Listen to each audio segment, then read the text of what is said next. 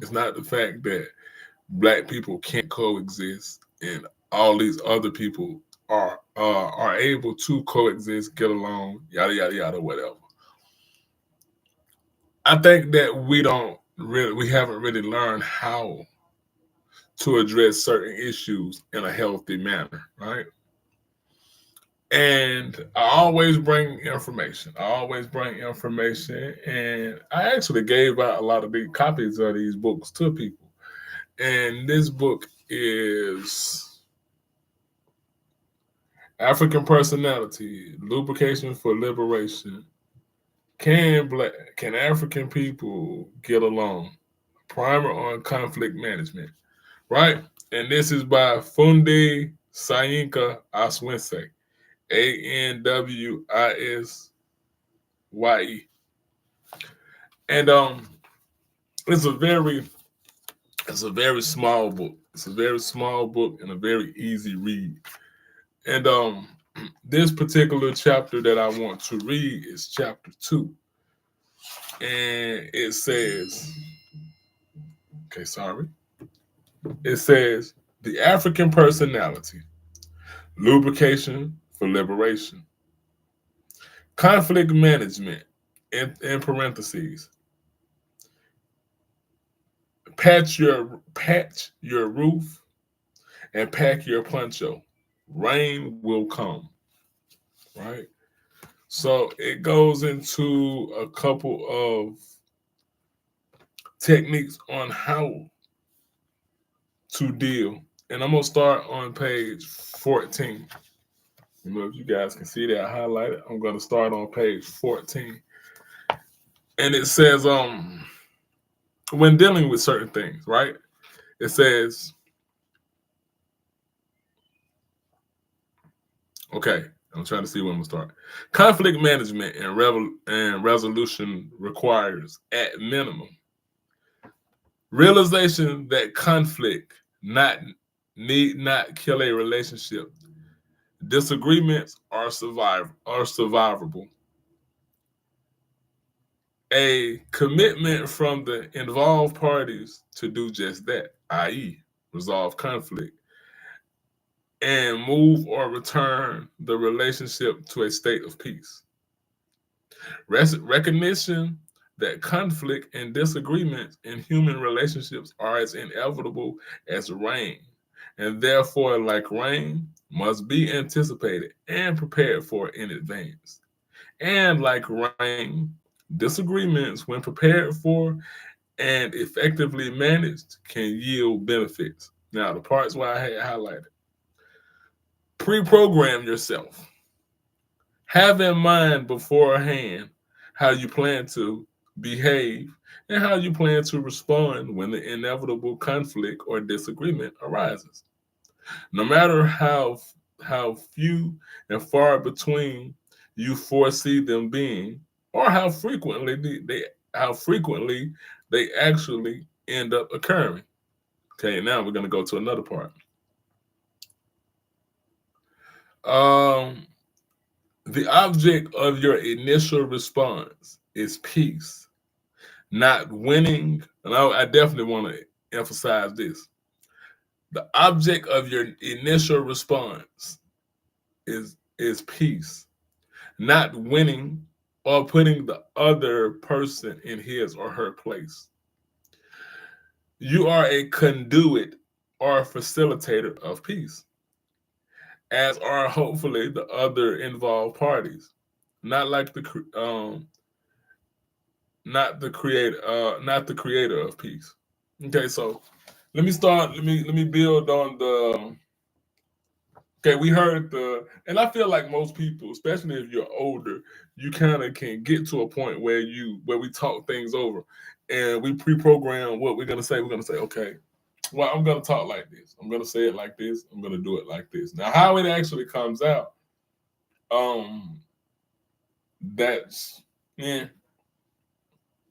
But what I want to talk about is the objective or your initial response is peace, not winning or putting the other in his or her place. I definitely want to talk about that. And as we see right now, when it comes to conflict or when it comes to a difference, first of all, I'm a straightforward person. I'm a straight shooter. So I don't like a lot of roundabout things. I feel like sometimes you don't have to address everything, but something it doesn't mean don't address nothing or anything, right? And I feel like in this family, whether it's directly or indirectly, I feel like from a family perspective, there's always family secrets, right? So when we're talking about pedophilia, when we're talking about R. Kelly, when we're talking about Diddy, or when we're talking about anything else, right? It always comes up and says, you know, why are they telling now?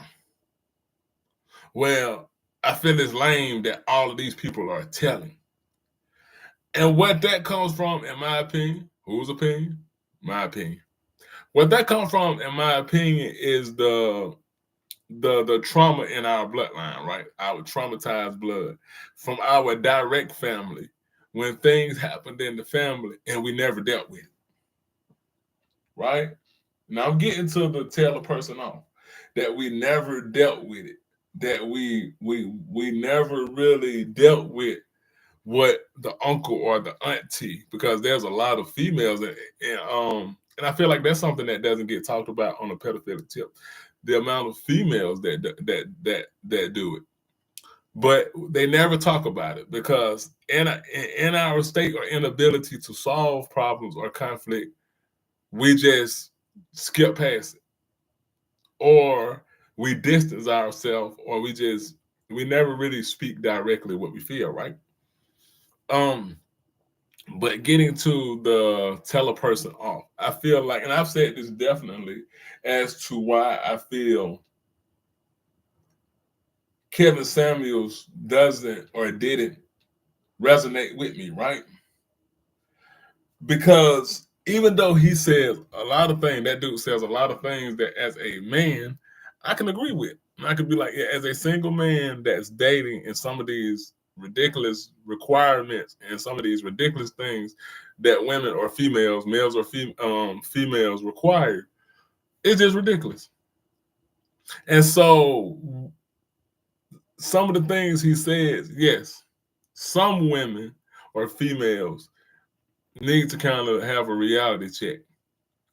But in order to reach a people, that can't be your goal of everything, of sitting back and I'm gonna tell you broads what I think.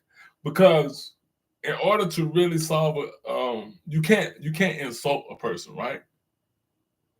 There's a difference between being straightforward and saying what you feel and just being rude.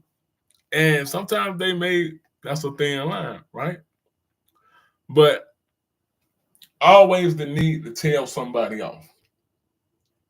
Always the need to put somebody in their place, right? And that energy transfers. And that's why we have this de-evolution of masculinity to where the fed up brothers kind of become sassy. Their podcast or their lives or their content is always about anti-woman, right? And we can't I always say we can't sustain another generation of this because it's much like okay, because there's multiple conflicts that we have. So take the African diaspora versus um the continent, right? And we have all these interpretations of what we think about each other. They have a way of looking at American Africans, and most American Africans have a way of looking at them. And there's all of these assumptions when nobody ever really talks. Nobody, people will always say, this is what always gets me. And this is part of propaganda and that subversion that I was talking about. That people will say, Africans don't even like you. Africans don't even like us. Africans sold us into slavery. And that becomes a fact in their mind, right? And I'll say, but why don't we feel the way Europeans or Westerners have shown us time and time again that they don't care for us? Asians and Koreans have showed time and time again that they don't care for us.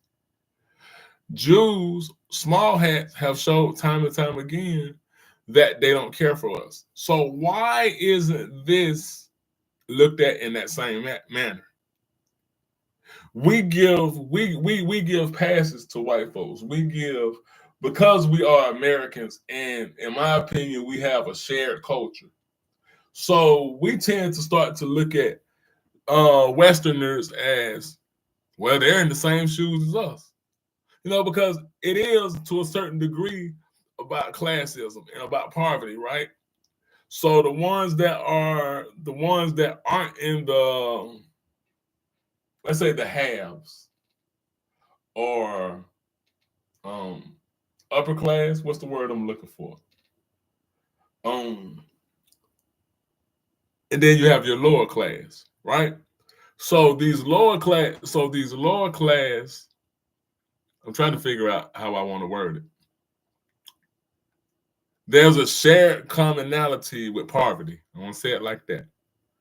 But that doesn't excuse, because poverty is universal. We have a shared common pain with the continental Africans. But in the programming, they've made us hate each other, right? So we've never really had a real talk or a group talk and talk with these people. We always assume.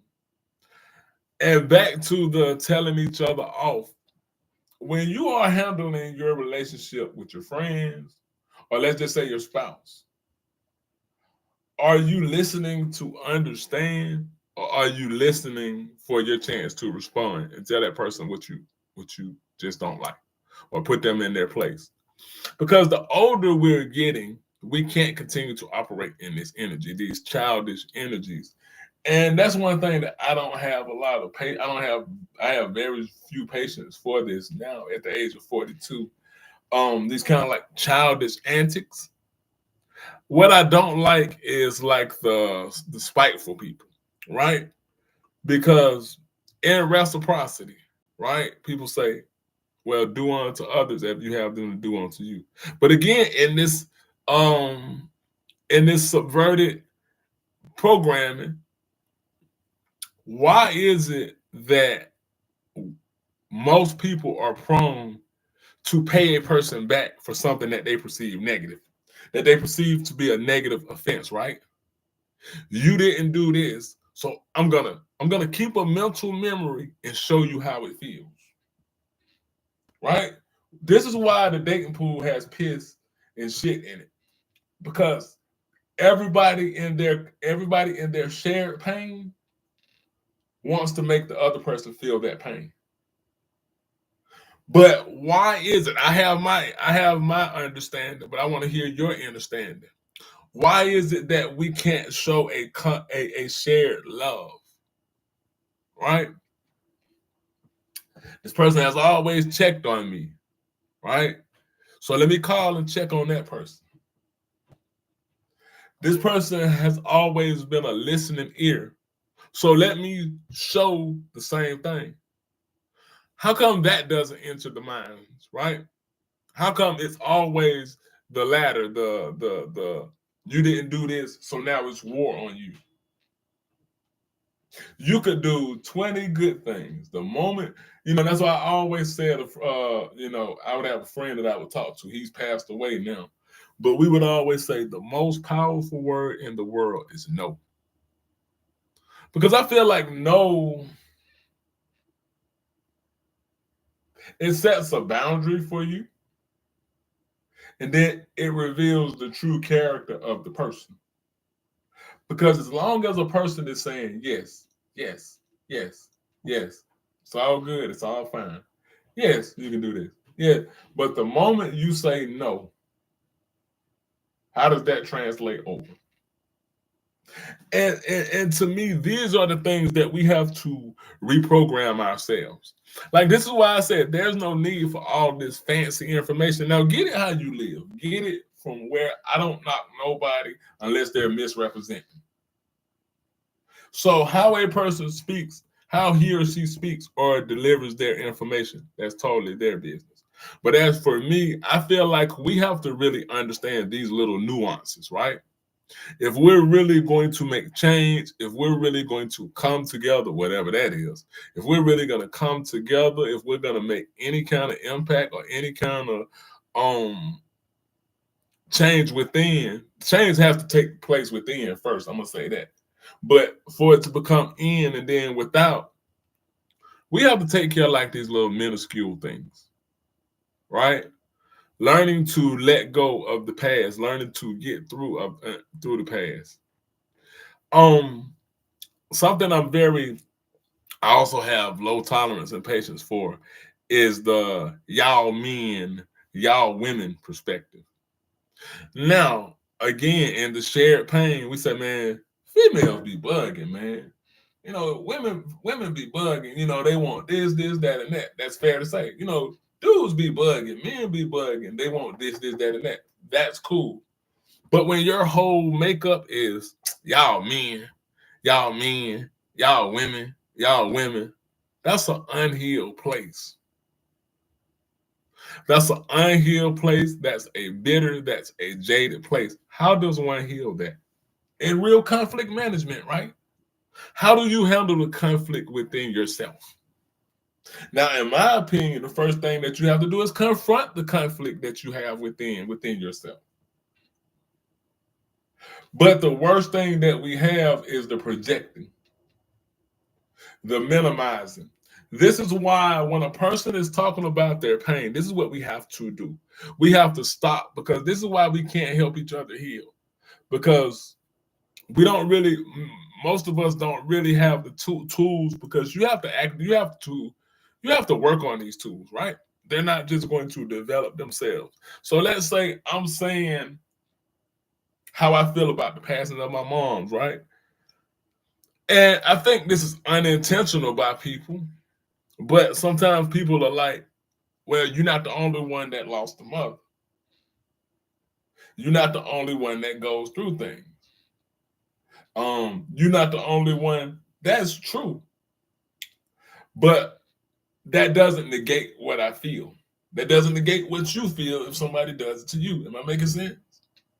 That doesn't negate what we are talking about. What that does is minimize, because we don't want to dig in it. We say, hey, you got to learn to forget about it. We got to stop telling people to forget about untreated things. Once you deal with it, you have to move through it. You have to learn to acknowledge it and deal with it and then move through it. That makes sense? But to totally dismiss is why we have a mountain of problems like this. It's not just black folks don't know how to get along, because on the cover, look at what it asks. Can African people get along? And I remember the great Nana Amos Wilson. And Nana, by the way, again, means great teacher or wise teacher. Nana, Nana. So Nana Amos Wilson, I remember in one of his lectures, he was talking about that very same line. Can black folks get along? Can African people get along? Can black men and women love each other? And when we're asking these basic problems, we have a major problem. Because again, this is why I say I don't like to dismiss things, because we are a generational people. We always talk about breaking generational curses, right? Well, one of the biggest curses is our inability to deal with things.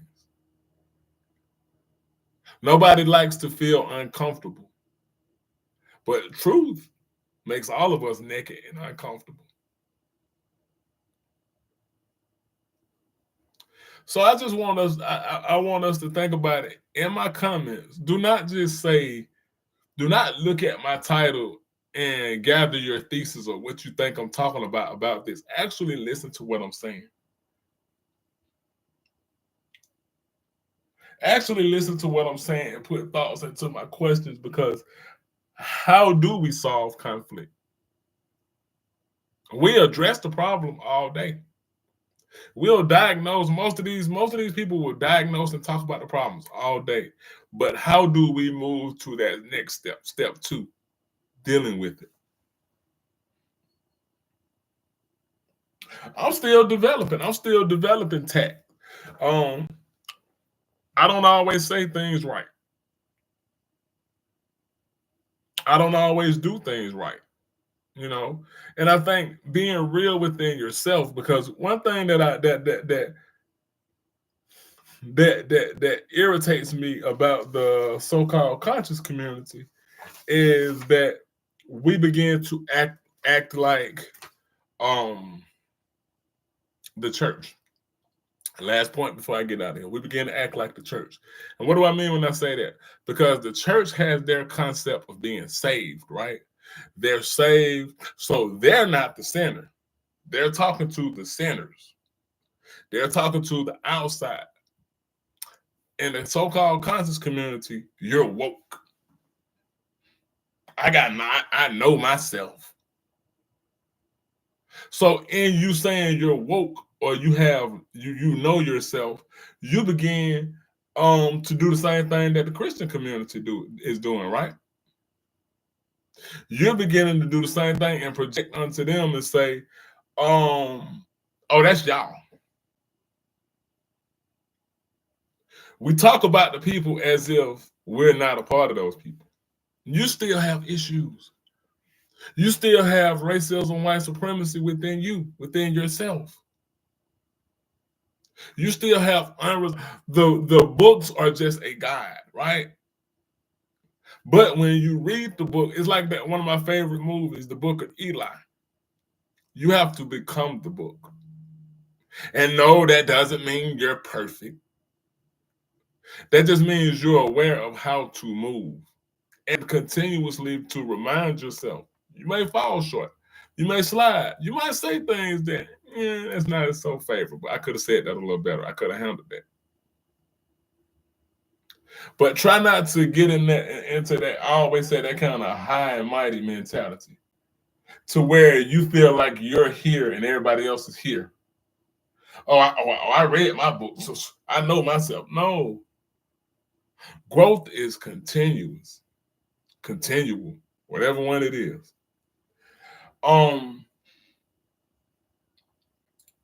I think the so-called conscious community is a very pretend community, right? Because in that we're pretending to have it all together. So this is what I'm saying, and I'm saying this not to take a slight at nobody, but as to us to understand where we are and what we're saying, right? Because we know all of this stuff, we know all of these fancy things about these herbs, we know all about this, but how come we don't have medical centers to treat each other? You know all of this. How come we don't have centers for? I'm talking about like we have plasma. I'm not talking about this online, this one or two, or the couple of people that you know. I'm talking about where we have it, like they put up plasma centers in our community, like they put up liquor stores on every community and on every corner. With the amount of knowledge that we're saying we should have these things. I know it takes finances, but aren't we creative? Aren't Africans creative? Advancing beyond what we have been talking about. Dealing with each other and dealing with each other in a beautiful manner. It may get ugly, but it'll end beautiful. Am I making sense what I'm saying? So what I'm saying, and so with that being said, I just want us to reflect. I want us to reflect on ourselves, and I want us to just be better. Just hear this message and pick this book up. Pick this book up. It gives like very, I don't want to say basic, because sometimes the basics are the most difficult things to do. But it gives very great pointers and tips on what we should do. Um how we must treat each other. So that's pretty much it. I'm not gonna belabor or just go on and on. Let me know in my comments what you think about my stuff. Like and subscribe it. Like and subscribe. And I appreciate all the support. I appreciate all the comments, even the negative comments, because positive and negative complement each other, right? So I appreciate it, and I say peace.